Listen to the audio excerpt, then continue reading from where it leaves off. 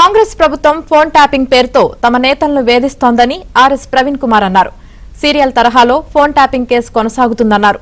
CM Revanth అసలు సమస్యలను పక్కదారి పట్టించి ప్రతిపక్ష నాయకులను వేధిస్తున్నారని ఆరోపించారు. తెలంగాణ ప్రభుత్వాన్ని ప్రతిరోజు కూడా ప్రజల గొంతుకగా మారి బీఆర్ఎస్ పార్టీ నిలదీస్తుంటే దాని నుంచి ప్రజల దృష్టి మరల్చడం కోసం, బీఆర్ఎస్ పార్టీ నాయకుల గొంతు నొక్కడం కోసం కేసీఆర్ గారి మీద అక్రమంగా బీఆర్ఎస్ పార్టీ గొంతును అసెంబ్లీ బయట నొక్కడం కోసం చేస్తున్న కుట్రలు ఒక ధారావాహికంగా నడుస్తూనే ఉన్నాయి. దాంట్లో భాగమే ఈరోజు కేసీఆర్ గారికి వచ్చిన నోటీస్ అని నేను ఈ సందర్భంగా తెలంగాణ ప్రజలకు బీఆర్ఎస్ పార్టీ తరఫున చెప్పదలుచుకున్నా. కక్షపూరితంగా మీరు ఆ నందినగర్ ఇంటి మీద నోటీసు అతికిస్తా ఉన్నారు. ఏ విధంగా అతికిస్తున్నారు?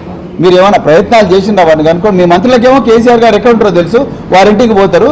మీ రేవంత్ రెడ్డి మీ పోలీసులకు మాత్రం వారు ఎక్కడ ఉంటున్నారో తెలవనట్టుగా నటిస్తున్నారు. ఇది కేవలం కక్షపూరిత ధోరణి మాత్రమే, ఇంకొకటి కాదు.